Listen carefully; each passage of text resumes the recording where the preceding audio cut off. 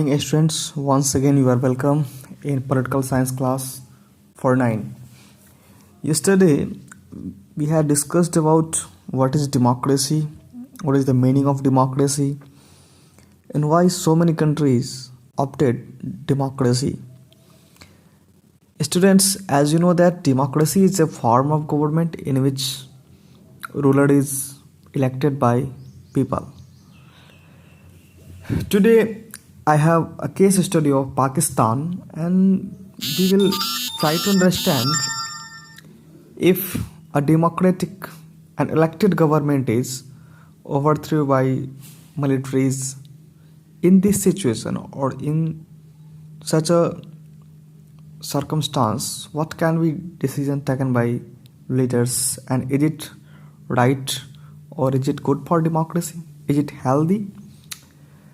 बच्चों, आज हम लोग बात करेंगे लोकतंत्र में पाकिस्तान में जो एक घटनाक्रम रही है 1999 में पाकिस्तान में कैसी घटना घटी जिससे लोकतंत्र की हत्या मानी जाती है. That was the death of democracy, murder of democracy you can say. Pakistan में ऐसा क्या हुआ था? पाकिस्तान के अंदर कौन सी वो घटना थी जिसने पाकिस्तान को झकझोर के रख दिया? इंटरनेशनल फ्रैटर्निटी में काफ़ी चर्चाएं हुई और पाकिस्तान के अंदर जो वो घटना घटी डेमोक्रेसी को लेकर के, जहाँ पर एक इलेक्टेड गवर्नमेंट को जनता के द्वारा चुनी गई सरकार को गिरा दिया गया वहाँ के मिलिट्रीज़ के द्वारा, सेना के द्वारा.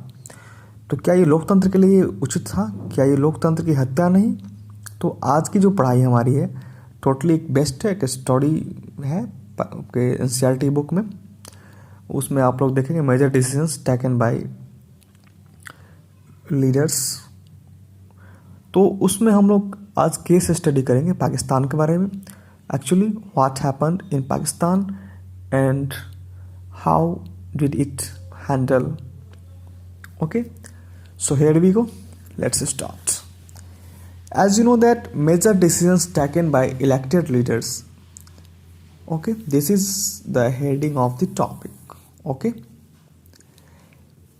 now we have case study of Pakistan. You know that we are talking about what happened in Pakistan, what is military coup, and why did an elected government was overthrown in Pakistan. What circumstances led to the military coup? Okay, हम लोग बात कर रहे हैं कि लोकतंत्र की हत्या क्यों की गई पाकिस्तान में, वहाँ पर मिलिट्री coup क्यों किया गया. Then we will discuss about some other topics. In Pakistan general Pervez Musharraf, he was the military chief of Pakistan. Students, general Pervez Musharraf was the military chief of the Pakistan. Musharraf कौन था? सैन्य प्रमुख, पाकिस्तान की सेना का प्रमुख था, हेड था. In Pakistan, General Pervez Musharraf, head of the military, led a military coup. Okay, in October 1919. Actually, in Pakistan, General Pervez Musharraf led a military coup in October 1919. For what purpose? Actually, what is military coup? First of all, we have to understand that what is military coup. Students, you are noticing that COUP coup. आप लोग को ये समझ में आ रहा होगा कि क्या है मिलिट्री COUP कूप. ऐसा कुछ नहीं है, इसका प्रोनाउंसिएशन हम लोग क्या करेंगे? कू. ठीक है, हम लोग इसको कूप नहीं, कू पढ़ेंगे. सैन्य तख्ता पलट, जब एक चुनी गई सरकार को सेना का मदद लेकर के, सेना के पावर के बदौलत उस सरकार को गिरा दिया जाता है, उसको रिमूव कर दिया जाता है, हटा दिया जाता है, उसको मिलिट्री को कहते हैं. इंग्लिश में अगर इसको कहना होगा, when an elected government is overthrown by military, this action और such incident is called military coup. Okay, तो अक्टूबर 1999 में पाकिस्तान में क्या हुआ? परवेज मुशर्रफ सैन्य प्रमुख के द्वारा वहाँ की चुनी गई सरकार को गिरा दिया, उखाड़ के फेंक दिया गया. That was overthrown. ओके, सैन्य तख्ता पलट पाकिस्तान में 1999 में हुआ. मैं पढ़ा रहा हूँ डेमोक्रेसी में चुनी गई सरकार को कैसे गिरा दिया गया. गलत है ना? This is mall practice, you can say this is mall practice, this is not a good thing. Okay, move ahead. He overthrew a democratically elected government and declared himself the chief executive of the country. Musharraf ने क्या किया, खुद को बताया। एक तो चुनी गई सरकार को उसने सैन्य तख्ता पलट करके हटा दिया और उसके बाद क्या खुद को बताया, खुद को वहाँ का पाकिस्तान का वो चीफ एग्जीक्यूटिव बताता है, अपने आप को वहाँ के सरकार का प्रमुख बताता है। पहले तो सैन्य प्रमुख था, अब वो कहता है कि मैं पूरे पाकिस्तान का सदर हूँ, वहाँ का वो सदर बताता है अपने आप को। तो वो राष्ट्रपति उसको बोलते हैं, chief executive of the country. Later he changed his designation to president. पहले तो बोला मैं एग्जीक्यूटिव का चीफ हूँ, फिर अपने आप को प्रेसिडेंट उसने डिक्लेयर किया। लेकिन कोई भी चीज़, कोई भी जो बात कॉन्स्टिट्यूशन में मेंशन है, कॉन्स्टिट्यूशन के साथ अगर है तो ठीक है, अगर कॉन्स्टिट्यूशन के अगेंस्ट है तो ये साइन सही नहीं डेमोक्रेसी की। Democracy means what, there should be equality, there should be equal opportunity to all, everyone has right to say something, to talk, to discuss on the topics.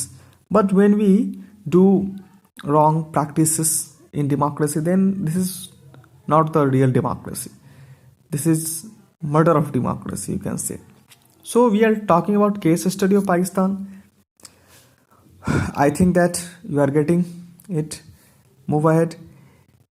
To become the prime minister and to continue his post as a president of the country, he conducted referendum in Pakistan.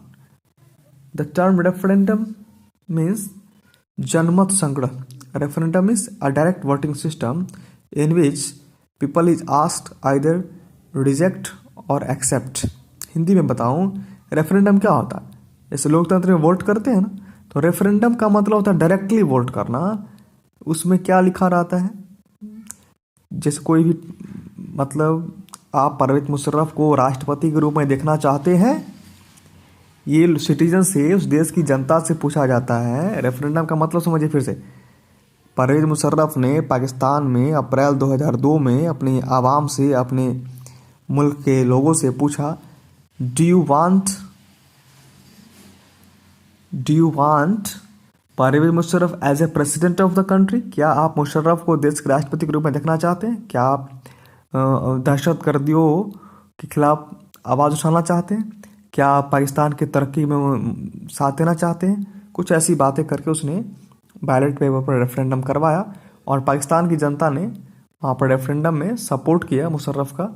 वहाँ पर बहुत सारी उस समय घटनाक्रम रही, उस समय इंडिया में पार्लियामेंट पर अटैक्स भी हुए थे, उसको लेकर के बहुत सारी वहाँ पर स्थिति इंटरनेशनल फ्रेटर्निटी में गड़बड़ चल रही थी। बहुत लंबी कहानी है, कभी उस टाइम मिला तो डिस्कस करेंगे उस पर। फिलहाल आप ये समझेंगे, रेफरेंडम इन पाकिस्तान का मतलब ये हुआ कि पाकिस्तान के अंदर वहाँ के सिटीजन से ये पूछा गया, do you agree, do you accept me और रिजेक्ट मी। रेफरेंडम का मतलब क्या होता है, a direct voting system in which it is asked do you accept और रिजेक्ट। रेफरेंडम का मतलब डायरेक्ट वोटिंग, जनमत संग्रह, जनता के मन को जानना, क्या कहती है जनता। पाकिस्तान में जो सैन्य तख्ता पलट किया गया, मुशर्रफ के नेतृत्व में मुशर्रफ ने जो किया और मुशर्रफ जो करना चाहता था पाकिस्तान में, इस बात की मुखालफत media, human rights organisations, democracy activist ने इसका काफ़ी विरोध किया और उसने रेफरेंडम को भी इलीगल बताया और बताया ये फ्रॉड है, गलत प्रैक्टिस चल रहा है। तो वहाँ पर उसका क्रिटिसाइज किया गया, मुशर्रफ के द्वारा किए गए काम का क्रिटिसिज्म किया गया। In 2002, he issued a legal framework orders that amended the Constitution of Pakistan. खुद को पाकिस्तान के अंदर बनाए रखने के लिए, वहाँ के मसीहा बनने के लिए, वहाँ मुशर्रफ ने 2002 में एक ऑर्डर पारित किया कि लीगल फ्रेमवर्क ऑर्डर जिसको हम कहते हैं, संविधान में, जो पाकिस्तान का जो संविधान है, वहाँ का जो आईना है, उसमें बदलाव किया जाए, उसमें चेंज किया जाए। अब इसके अनुसार क्या हुआ फिर, according to this order, the president can dismiss the national and provincial assembly. Actually में नेशनल असेंबली और प्रोविंशियल असेंबली मिल करके ही प्रेसिडेंट को इलेक्ट करती है। और नेशनल असेंबली जैसे हम लोग के यहाँ पार्लियामेंट है ना, लोकसभा, वैसे वहाँ नेशनल असेंबली। तो नेशनल असेंबली और प्रोविंशियल असेंबली को तो उसने ऑर्डर करके डिसॉल्व कर दिया, क्योंकि उस पर वो फिर से अपने हिसाब से अपने लोगों को चुन सके, अपने लोगों को रख सके। ये उसका पॉलिसी था, वो रूल करना चाहता था, वो मिलिट्री डिक्टेटर बन करके प्रेसिडेंट बना। तो उसने जो भी किया वो गलत किया है, डेमोक्रेसी के नॉर्म्स के, डेमोक्रेसी के फीलिंग्स के अगेंस्ट था। तो according to this order the president can dismiss the national and provincial assembly. How? According to this order means legal framework order, इसके थ्रू कॉन्स्टिट्यूशन में अमेंडमेंट भी करना चाहता था। ठीक है, 2-3 बातें इसमें है, आपको एक एक करके मैं फिर से समझाना चाहता हूँ, क्योंकि मुझे ये लग रहा था कि एक बार में बहुत ज़्यादा बात करने से समझने में दिक्कत होती। वंस अगेन, मुशर्रफ ने खुद को पाकिस्तान का राष्ट्रपति बनाने के लिए वहाँ पर एक सैन्य तख्ता पलट किया। वहाँ चुनी गई सरकार जो थी 1999 में उसको गिरा दिया, हटा दिया, मिलिट्री का सहायता लेकर के उसने ऐसा किया। फिर उसने पाकिस्तान में रेफरेंडम करवाया खुद को पाकिस्तान का राष्ट्रपति बनाए रखने के लिए। उसने फ्रॉड किया, उसने रेफरेंडम किया, गलत तरीके से उसने जनता को चीट किया वहाँ पर। तो इस बात के विरोध के लिए वहाँ जो ह्यूमन राइट्स ऑर्गेनाइजेशन दुनिया में और भी देशों में हैं जो कार्यरत होते हैं, मीडिया जिसको डेमोक्रेसी का हम लोग 4th पिलर कहते हैं। स्टूडेंट्स, आपको मैं बताना चाहूँगा कि डेमोक्रेसी के जो 4 पिलर्स हैं उसमें सबसे पहले हमारा लेजिस्लेटिव, एग्जीक्यूटिव, जुडिशियरी, और फिर चौथा जो है वो है मीडिया। तो मीडिया का रोल काफ़ी कम नहीं आ पाएंगे, उसको काफ़ी महत्वपूर्ण दर्जा दिया गया। Media is the 4th pillar of democracy. Okay, in 2002 he issued a legal framework on according to this order constitutional amendment is possible in Pakistan, we can amend the constitution of Pakistan। और इस order के through उसने क्या किया, national और provincial assembly को, provincial means state assembly, provincial means जैसे India में 28 स्टेट्स है ना, 28 स्टेट्स में उतने सारे असेंबली, विधानसभा इसको आप लोग कहते हैं, वैसे इसको प्रोविंशियल असेंबली, इसको डिसॉल्व कर दिया। किसने डिसॉल्व कर दिया? पाकिस्तान के प्रेसिडेंट मुशर्रफ ने, अपने आप को बनाए रखने के लिए। उसके बाद the work of the civilian cabinet is supervised. ये जो 3 पॉइंट है स्टूडेंट्स, लीगल फ्रेमवर्क के थ्रू क्या हुआ, एक ये हुआ और एक ये हुआ। ये 2 चीज़ आपसे एग्जाम में पूछा जा सकता है कि what was the legal framework order of Musharraf. तो आप उसमें लिखेंगे according to this provincial assembly national assembly was dissolved, and second one is that the work of the civilian cabinet is supervised by a national security council. एक संस्था create किया गया, national security council, जिसको dominate कौन कर रहे थे? Military officers. इनके निगरानी में अब वहाँ की चीज़ों का देख रेख किया जाएगा। कैबिनेट की जो मंत्रिमंडल, जो वहाँ पर मिनिस्टर्स जो होंगे, ग्रुप ऑफ मिनिस्टर्स, जिसके लिए वहाँ पर वो सभी चीज़ें की गई थी, मुशर्रफ के जो भी नुमाइंदे होंगे, जो भी उसके साथी मंत्री होंगे, वो सभी लोग उसके साथ और उसके हिसाब से ही कार्य करेंगे, उसके अगेंस्ट नहीं जा सकते। उसके ऊपर डोमिनेट करने के लिए मिलिट्री ऑफिसर्स लगाए हुए थे। तो ये सभी चीज़ें डेमोक्रेसी के लिए हेल्थी नहीं है। कहीं ना कहीं एक दहशत, एक भय का वातावरण, एक ऐसा माहौल क्रिएट किया गया जिससे लोकतंत्र को काफ़ी झटका लगा और पूरी दुनिया में, अंतर्राष्ट्रीय बिरादरी में काफ़ी फजीहत हुई पाकिस्तान की।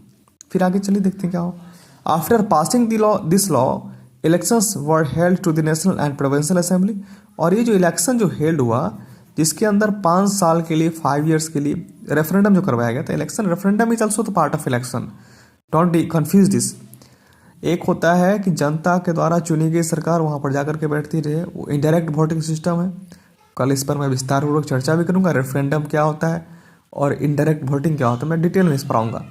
आज आपको मैंने इतना ही बताया कि रेफरेंडम करवाया पाकिस्तान में, जिसके थ्रू किया गया था, पूछा जाता है कि एक्सेप्ट और रिजेक्ट। तो आने वाले 5 साल के लिए पाकिस्तान का भविष्य कैसा होगा, इसको लेकर के वहाँ पर चुनाव करवाया गया। और चुनाव के बाद जो पाकिस्तान में हुआ, और फिर ये जो डेमोक्रेसी के लिए जो एक गलत तरीके से जो वहाँ पर किया गया चीज़ों को, वहाँ की जनता के साथ धोखा हुआ, चुनी गई सरकार को गिरा करके एक नई मिलिट्री डिक्टेटर को, एक कह सकते हैं डिक्टेटोरियल टाइप का रूल सिस्टम का अडॉप्ट किया गया। ये गलत था, सैन्य तानाशाह को बढ़ावा दिया गया और इसकी आलोचना पूरी अंतर्राष्ट्रीय बिरादरी में हुई। और इसलिए हम लोग इसका अध्ययन करते हैं बुक्स में, क्योंकि हमें पॉजिटिव और नेगेटिव सभी चीज़ों को पढ़ना है और उसमें जो बेस्ट है उसको चुनना है।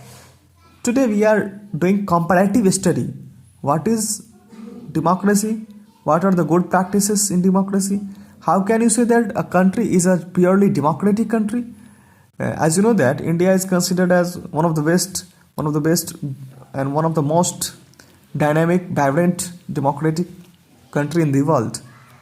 India is the largest vibrant democratic country in the world because India is being a vast country, such a diversity is here. Indian government or Indian democratic setup is still able to control the situation. There is no any military coup in India. Actually, in India, we are successful, and democracy is also successful in India. And India and Indians, we are praising for it. So you have to understand only about the issue of Pakistan, what happened there, and how can we minimize these problems in democracy. क्या किसी लोकतंत्र को हम लोग healthy कह सकते हैं? कब, किस स्थिति में? लोकतंत्र की क्या वो शर्तें हैं, उसके फेवर में जो आर्गुमेंट होंगे उस पर हम लोग कल चर्चा करेंगे कि किस तरह से हम लोकतंत्र को एक बेहतर लोकतंत्र कह सकते हैं, लोकतंत्र की क्या खास बातें होती हैं, लोकतंत्र के अलावा जो वहाँ पर चीज़ें होती है, जो वहाँ का एग्जीक्यूटिव है, वहाँ का लेजिस्लेचर है, वहाँ का जो जुडिशरी है, उन सभी चीज़ों पर हम लोग कल से फिर विस्तार पर चर्चा करेंगे. आज के लिए बस इतना है. Thank you very much for being with me. Thanks a lot.